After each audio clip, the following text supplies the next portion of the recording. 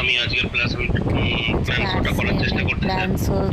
প্রথমত আমি এই প্ল্যান শোটা আমি নিজে হয়তো কারো কাছে গেলাম, যে আমার নিয়ার রিলেটিভ বা আমার কোনো বন্ধু হতে পারে।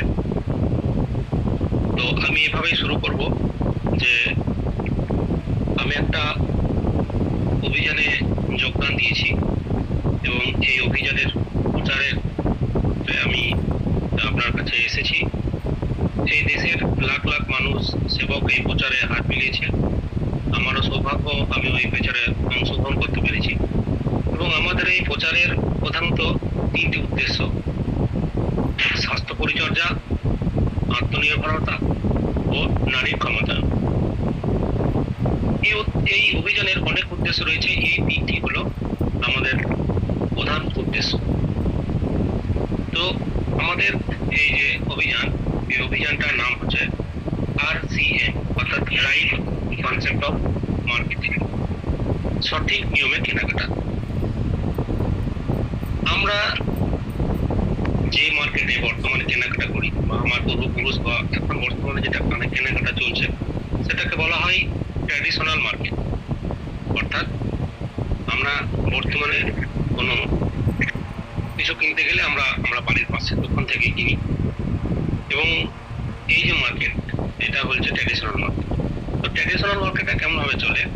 একটা কাস্টমার তার কাছাকাছি দোকান থেকে তার প্রয়োজনীয় জিনিসটা কেনে এবং সেই তাকে রিটেলার বলা হয়। এবং সেই রিটেলার কিন্তু মালটা কোনো একটা হোলসেলের কাছ থেকে নিয়ে আসে। সেই মালটা কোনো ডিস্ট্রিবিউটারের কাছ থেকে নিয়ে আসে এবং ডিস্ট্রিবিউটার কোনো CNF এজেন্টের কাছ থেকে নিয়ে আসে এবং সেই CNF এজেন্ট সেই যে সংস্থা মালটা তৈরি করে সেই কোম্পানির কাছ থেকে নিয়ে আসে। এবং এই যে প্রোডাক্টগুলো ট্রেডিশনাল মার্কেটের, এগুলো কিন্তু একটা বিস্তারিত অ্যাড কোনো সেলিব্রিটি বা কোনো ফিল্ম স্টার দিয়ে প্রচুর টাকা ব্যয় করে আমরা অ্যাড দেখি। আমরা যেমন স্টার জলসা সিরিয়াল দেখতে দেখতে অনেক অ্যাড দেখতে পাই কোনো প্রোডাক্টের কোনো কিছু।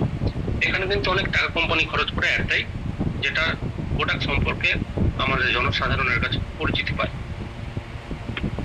এবং এই যে ট্রেডিশনাল মার্কেট, শুধু যে এইভাবেই মার্কেটটা চলে নাই, এখানে অনেক রকম সমস্যার সম্মুখীন হতে হয় সাধারণ মানুষকে। ধরা যাক কোনো একটা প্রোডাক্ট কোম্পানি 50 টাকায় তার লাভ রেখে মার্কেটে ছাড়বে এবং সেই প্রোডাক্টটা অ্যাডভার্টাইজ CNF, ডিস্ট্রিবিউটার, হোলসেল এবং যখন রিটেল মার্কেটে আসে তখন সেটা 100 টাকা দাম হয়ে যায়। অর্থাৎ 50 টাকার মাল কাস্টমারকে 100 টাকা কিনতে হবে।